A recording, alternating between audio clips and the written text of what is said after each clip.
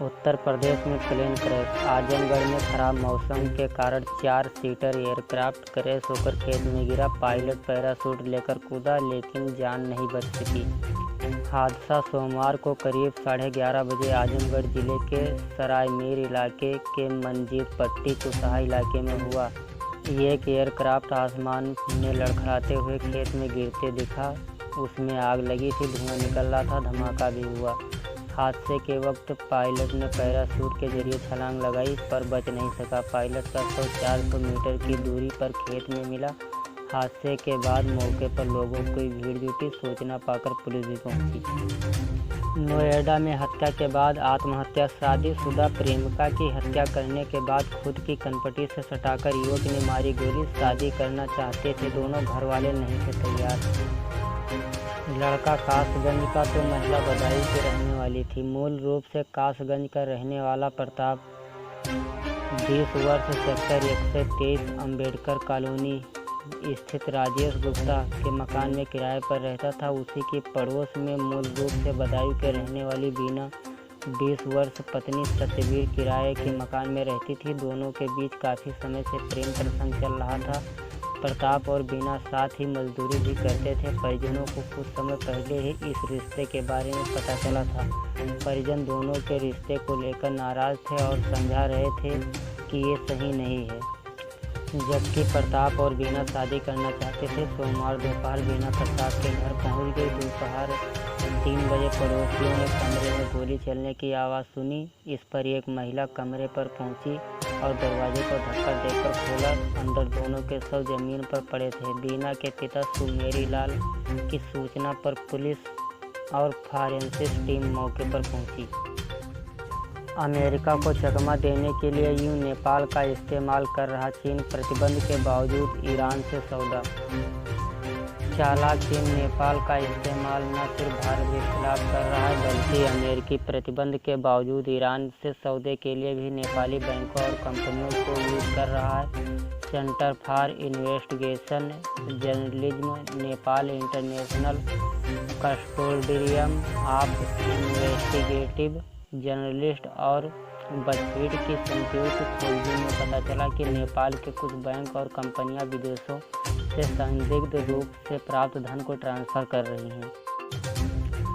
गोरखपुर में gang war. Property dealer को गोली मारी। सड़क पर 10 राउंड फायरिंग, मची भगदड़। प्रॉपर्टी डीलरों के 2 गुटों में एक जमीन के विवाद को लेकर सोमवार को फिल्मी अंदाज में गैंगवार हो गया। देवरिया रोड पर सिंघड़िया निकट बिशुनपुरवा मोड़ के पास वारदात की शुरुआत हुई। यहां दोनों पक्षों ने 7 राउंड गोलियां चलाई। फिर एक पक्ष शहर की ओर भागने लगा, जिसके बाद करीब 1.5 किलोमीटर तक पीछा कर मुहद्दीपुर RKBK के पास दोबारा दोनों पक्ष आमने सामने आया। यहाँ भी 3 राउंड फायरिंग हुई, जिसमें एक प्रॉपर्टी डीलर गंभीर रूप से घायल हो गया। बदमाशों की फायरिंग में सड़क पर भगदड़ मच गई। घायल प्रॉपर्टी डीलर के साथी उसे जिला अस्पताल ले गए। हालत गंभीर होने पर डॉक्टरों ने मेडिकल कॉलेज रेफर कर दिया। उधर गोलीबारी की सूचना के बाद SSP से लगातार भारी संख्या में पुलिस फोर्स सड़कों पर उतर गई।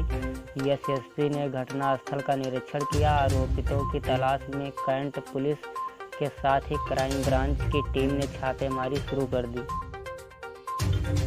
चुनावी काल में बिहार पर मेहरबान। प्रधानमंत्री मोदी ने दी 14,258 करोड़ की सौगात।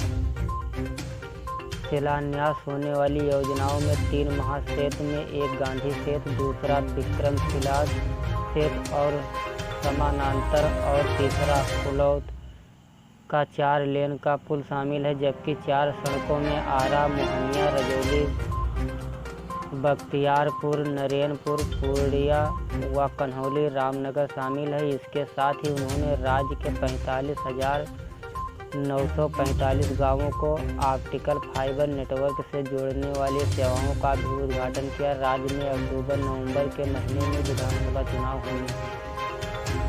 कोविड अस्पताल से आने वाली थी मां तो घर में लगाकर ताला, भागे बेटा बहू। 3 दिन तक बाहर बैठी रही बुजुर्ग। तेलंगाना के निजामाबाद में कोविड-19 संक्रमण से ठीक होने के बाद 65 वर्षीय एक महिला को कथित तौर पर उसके बेटे ने साथ रखने से इनकार कर दिया। मां के अस्पताल से आने के पहले बेटा और बहू ने घर में ताला लगाकर कहीं चले गए। महिला 3 दिन तक घर के बाहर बैठी रही और सोमवार को पुलिस के हस्तक्षेप के बाद उसे बेटे ने घर में घुसने दिया। सुशांत सिंह राजपूत मौत। पाकिस्तान तक जुड़े ड्रग्स के तार, एनसीबी के रडार पर बॉलीवुड के बड़े ग्राह। बॉलीवुड एक्टर सुशांत सिंह राजपूत की मौत के मामले में ड्रग एंगल की पड़ताल कर रही नारकोटिक कंट्रोल ब्यूरो की जांच का दायरा विस्तार ले रहा है। इस मामले के तार पंजाब के अमृतसर और पाकिस्तान में मौजूद बड़े ड्रग्स तस्करों तक जुड़ गए हैं, जो मुंबई और बॉलीवुड में कोकीन और दूसरे ड्रग्स की सप्लाई कर रहे हैं। एनसीबी बॉलीवुड में इसके खरीदारों, ड्रग पहुंचाने वालों और सप्लायर्स के साथ उन लोगों का पता लगा रही है जो इस धंधे को चला रहे हैं। इसकी उभरती हुई तस्वीर ये है कि बॉलीवुड के कई पूर्व और मौजूदा ये लिस्टर और अन्य एजेंसी के रडार पर आ चुके हैं। एक सहयोगी जांच एजेंसी की ओर से साझा की गई जानकारी के मुताबिक 2018 में भारत में करीब 1200 किलोग्राम कोकीन आया। इसमें से करीब 300 किलोग्राम केवल मुंबई पहुंचा। ऑस्ट्रेलिया में जून 2019 में 55 किलो कोकीन जब्त किए जाने के बाद जांच के दौरान ये आंकड़े सामने आए। एक ही संगठन दोनों तस्करी के पीछे था। एनसीबी ने ऑस्ट्रेलियन रिकॉर्ड के आधार पर पहले ही केस दर्ज करी।